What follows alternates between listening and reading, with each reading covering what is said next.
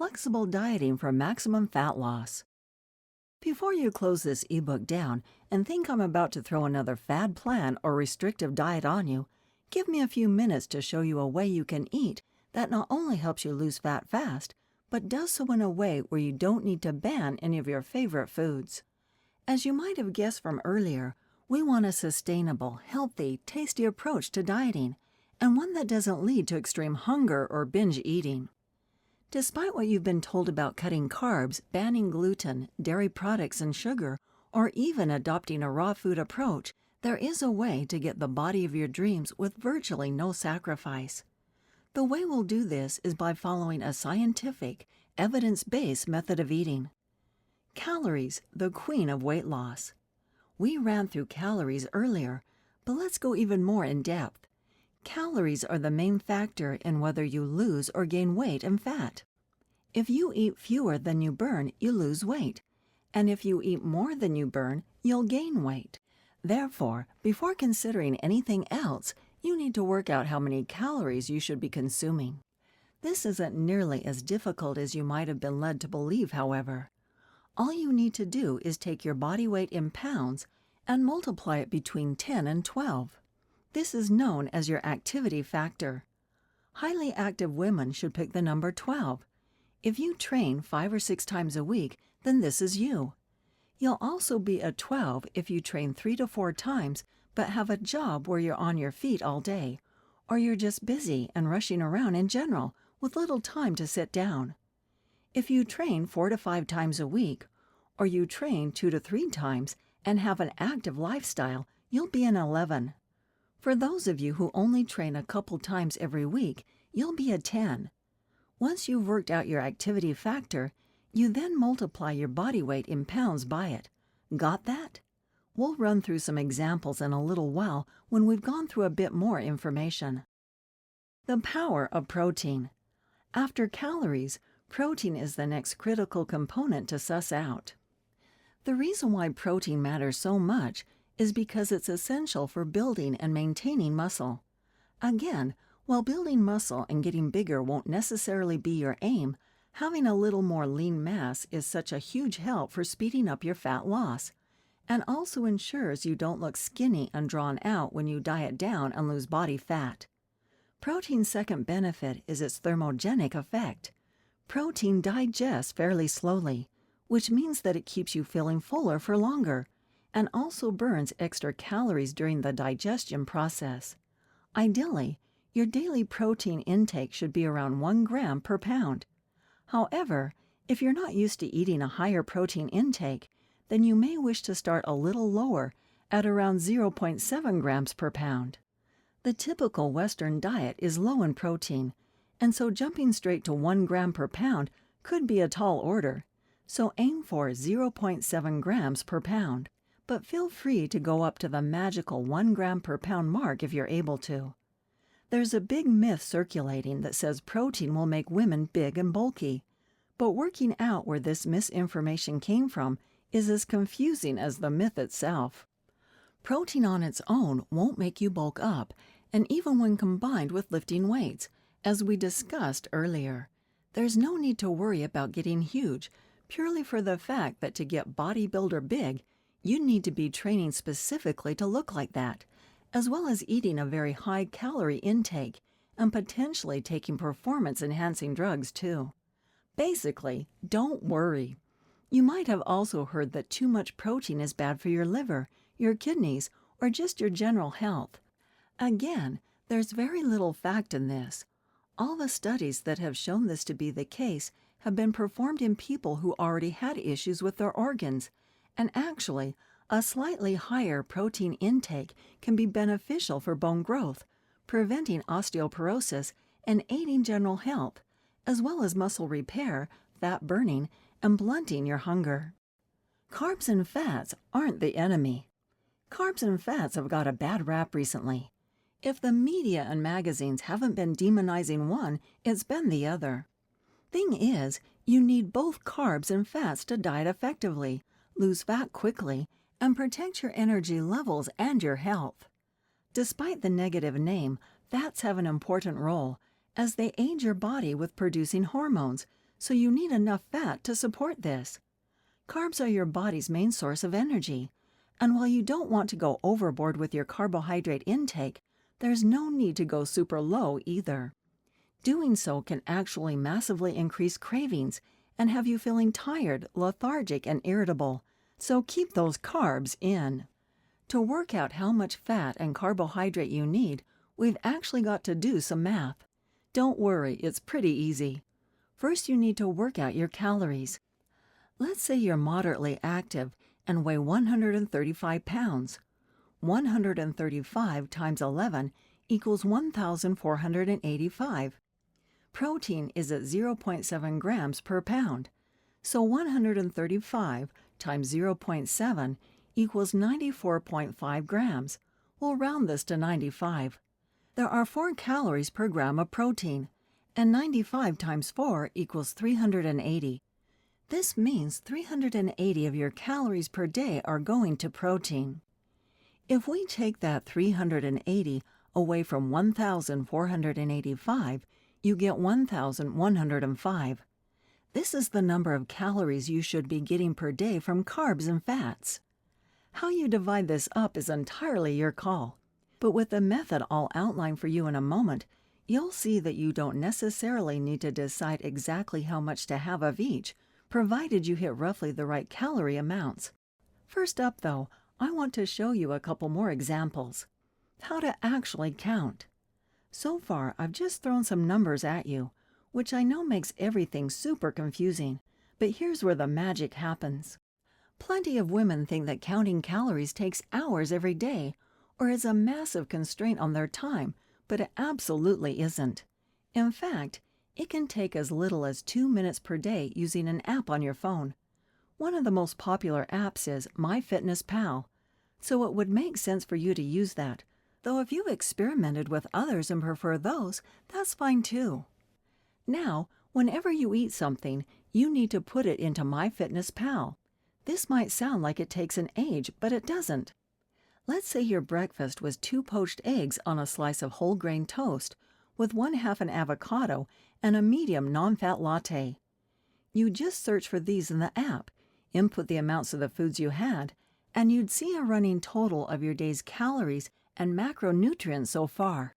Clearly, by the end of the day, your goal is to hit your protein intake and your calorie intake as you worked out above. I'd suggest for the first few weeks, you plan your day's eating the night before if possible, just so you don't get to the evening and either see that you have loads of food to eat or that you've already gone over and are still hungry. How close is close enough?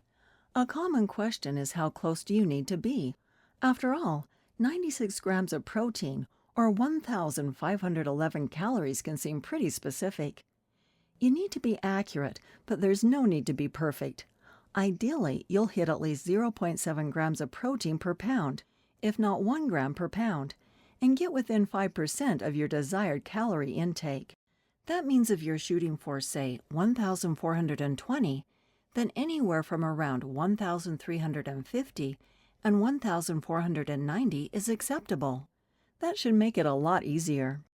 What about weighing? With the method outlined here, you are going to need to look at portion sizes and maybe even weigh some stuff out. Bodybuilders and athletes will weigh everything they eat so they can track it accurately. But if you're just looking to lose fat fast, then there's no need for you to do that. Weighing more calorie-dense items such as nuts, peanut butter, pasta, rice, dried fruit, and so on is preferable, as estimating amounts of these can mean you're grossly overconsuming calories. For packaged foods that already come in servings, like bagels, sliced bread, microwave meals, and the like, you can just add these into MyFitnessPal as servings. When it comes to lower calorie foods like lean meats, fruits, and vegetables, the best thing to do is roughly guesstimate your serving size, and then put it into the app as that serving. Is it possible to gain fat by overeating chicken and broccoli?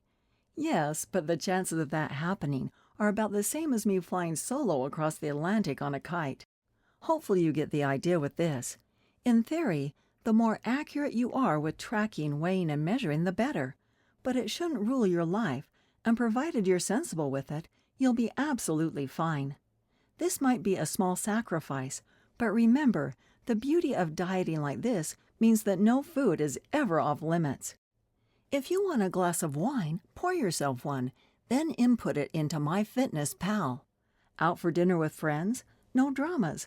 Look up the restaurant on the app or find the nutrition information online, put it in, and you're all set. On that note, if you do ever go out for food, say to a local independent place that doesn't provide nutritional information, don't sweat it. Just estimate what you had or pick something similar from MyFitnessPal and you'll be fine. Sample foods. No food is ever off limits or considered banned. And if you wanted to just get your protein from protein shakes and the rest of your calories from Twinkies, you could. But I don't suggest you do that. For one, you'll probably feel pretty lousy. And secondly, having an adequate intake of fiber and nutrients mean you'll perform better, feel fuller, and ultimately get better results. To help you along, here's a table of my preferred foods.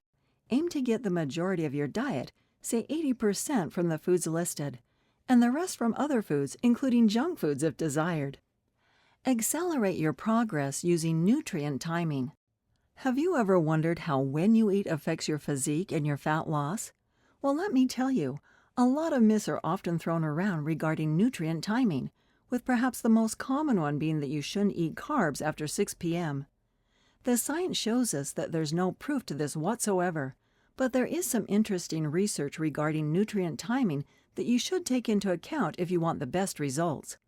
Perhaps the most important of these regards eating around your workouts. Before you train, your body is in need of energy in order for you to perform at your best. Pre-workout nutrition also sets the recovery progress in motion, so it's pretty important. As carbs are your body's main source of energy, it makes sense to eat a higher percentage of them here. The other key component is protein. Due to the fact that you'll be working your muscles hard when you train, you don't want them to break down and not build back up again, so make sure you get your protein in here. As far as after training, similar rules apply. The protein is needed again for muscle reparation, but this time carbs are pretty crucial for helping shuttle the protein to the muscle cells. After training, your insulin sensitivity is higher. This means that your body is primed to use carbs for recovery and for fuel, rather than storing them as body fat. It would be a very smart idea to eat around 20% of your daily protein requirement, around 60 to 90 minutes before training, and the same again within an hour of finishing. As for carbs, this depends on how you're splitting up your calories from carbs and fats, but having a minimum of 20 grams and a maximum of 40 grams each side of training, along with your protein, would be a very good idea. The only other thing I'd urge you to do is avoid having too many carbs early in the morning unless you train. Carbs are a useful fuel for intense exercise, but seeing as most of us train later in the day and the mornings are usually pretty sedate, you're best off saving your carbs for later on. Some research has also shown that a breakfast that's higher in fat and protein and lower in carbs may also enhance the fat-burning process. So save the cereal for later and get your egg game on, or mix some low-sugar yogurt with protein powder and mixed nuts first thing in the morning. Dealing with inevitable plateaus. Even with a plan as effective as this, plateaus are bound to happen from time to time. It's not that you're doing anything wrong, it's just the way it goes.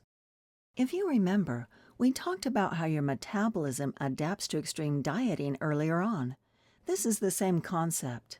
Obviously, the adaptation happens much slower when you're eating properly and training right, but it will still occur at some stage. The important thing when it does happen is not to panic. You have two choices. 1, eat less. 2, move more.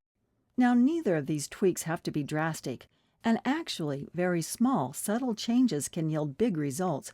So here's what you need to do when you hit a plateau.